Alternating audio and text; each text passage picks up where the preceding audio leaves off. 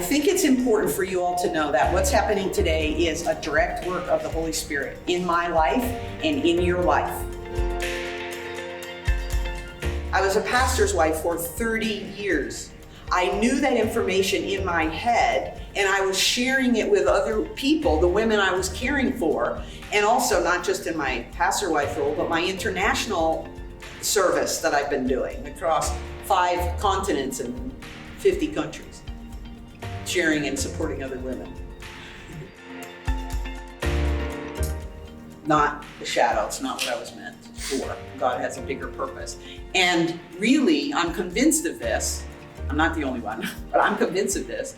In order to walk in that purpose, we have to know who we are. I've done a lot of things, but the reality is that was out here.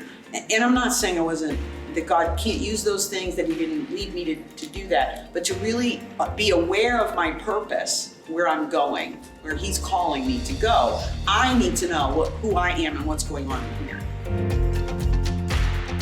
Trauma is a thread for all of us, and it's for all human beings. I'm not just saying only for women. It's just that I happen to be a woman, so I'm talking about trauma for women.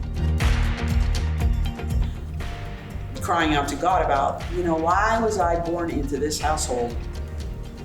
Well, also because of the alcoholism and the violence and all of the kind of stuff that went on in my growing up years. Like, why? And the image of God, she shared it, but God gave it to me too, that God was right there when I was conceived. He was there. It's a mistake. It wasn't a test. Here, let's put this little one right over here so that we can see how strong she really is. That's not it at all. He was right there, and He's been beside me ever since. Did the people in the church take me out and beat me? Did they drink too much and, put things on me? No. However, it was a whole entire world to keep me in a role that was extremely tightly described. And in that process, there were expectations there was no way that I could ever sort out. I could never meet them. If there were 100 people in the church, there's 100 different sets of expectations, and I was expected, because that's what you have to do as a pastor's wife, plus in the past, if I'm gonna stay alive growing up. If I was gonna stay alive, I had to please my parents. I had to do what they expected to the best I possibly could, even then it wasn't enough. But that habit continued for 30 years in the role of pastor's wife.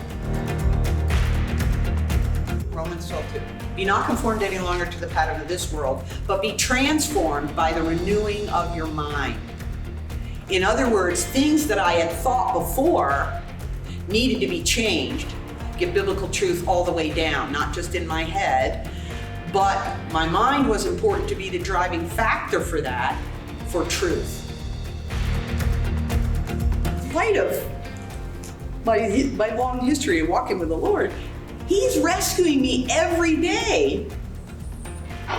Rescues. Jesus saves. It's current, present. Jesus saves. That's the same as rescue, in case you didn't know.